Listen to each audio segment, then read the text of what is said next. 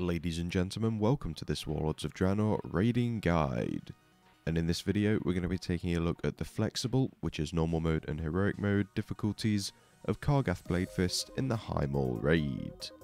Other than having 2 tanks in your raid, there's no specific setup you should bring for this encounter, as it is flexible, so you can bring as many players as you want, up to a maximum of 30.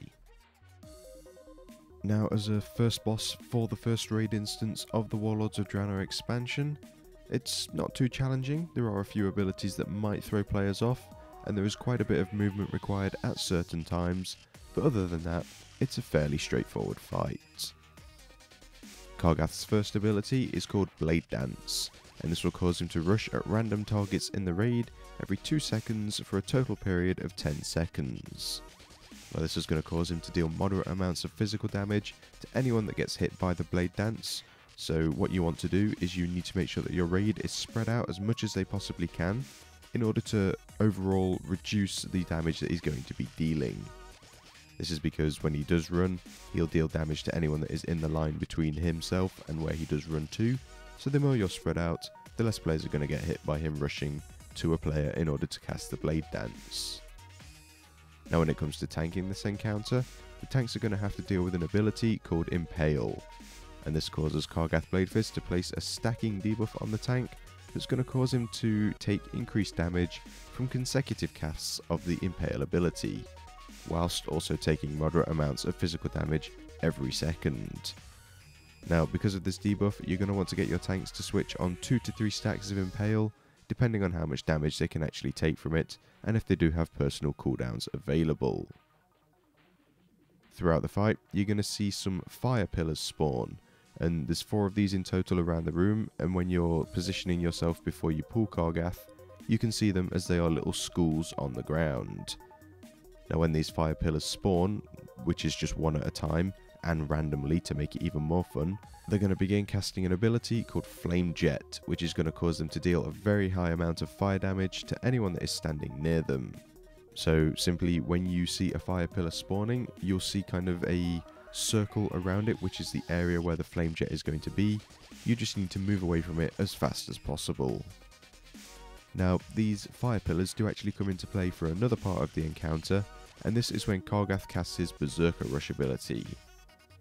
Now, first of all, Berserker Rush is going to cause him to fixate on a player and start moving towards them, dealing very high amounts of damage to anyone that is between the fixator player and Kargath Bladefist. Now, during this time, you want people to move away as fast as possible, and the person that gets fixated on is going to need to run behind one of the flame pillars, but not so that they're taking damage from the flame jets, in order to force Kargath to walk into it, and this will cause him to interrupt the Berserker Rush and break the fixate. He'll then continue with the fight as normal, and just rinse and repeat for when he fixates on players, and you have to take them into the flame pillars. There should always be a fire pillar up when he is fixating on people, so you shouldn't need to worry about that too much in flexible.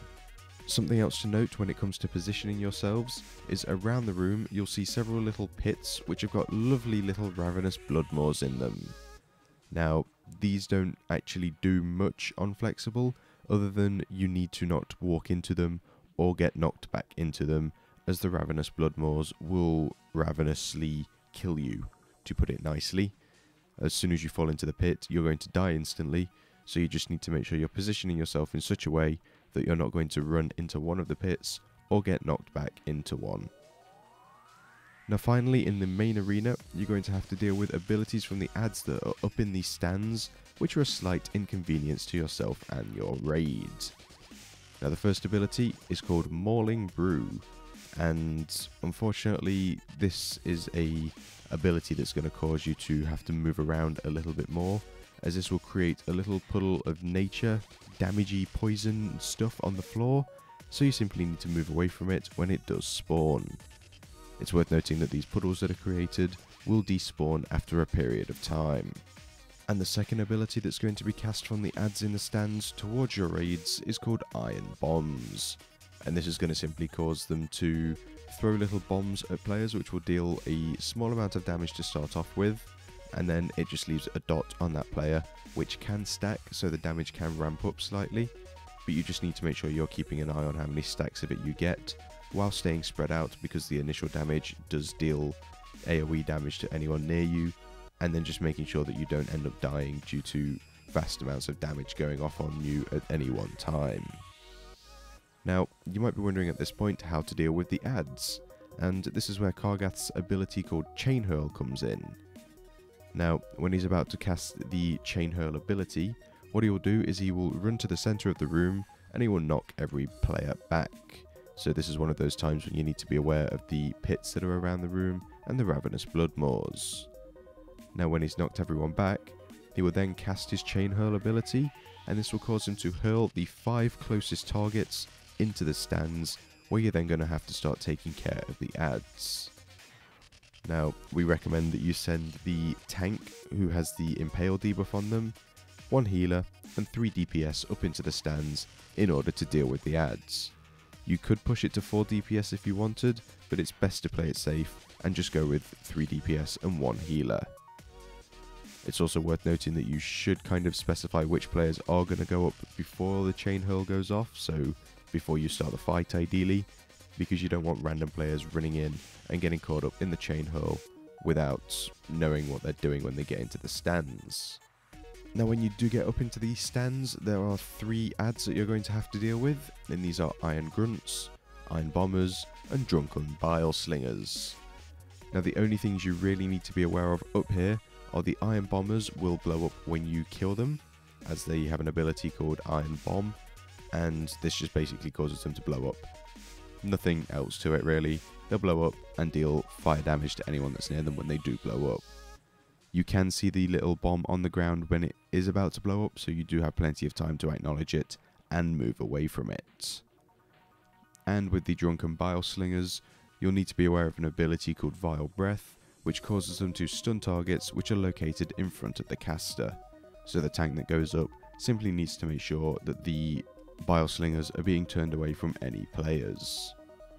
Now, there's no kind of set way of killing the adds up top. You just want to kill off as many as you possibly can, and then once you're done, you want to jump back into the main arena and carry on with the fight. It is worth noting that depending on your damage on normal mode, you might not need to deal with the adds, as it might be more beneficial to your raid if you just jump back down straight away and put damage into the boss. So, as mentioned at the start of this guide, all in all this fight is relatively straightforward and easy to execute. It's just a matter of making sure you're in the right place at the right time and not standing in stuff on the ground. So that's going to do it for this Warlords of Draenor raiding guide.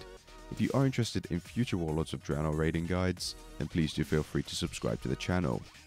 Alternatively, if you'd like to view a written version of this guide, then please do head on over to flaskup.com or click on the link that's in the video description below. As always, thank you for watching, and we'll see you next time.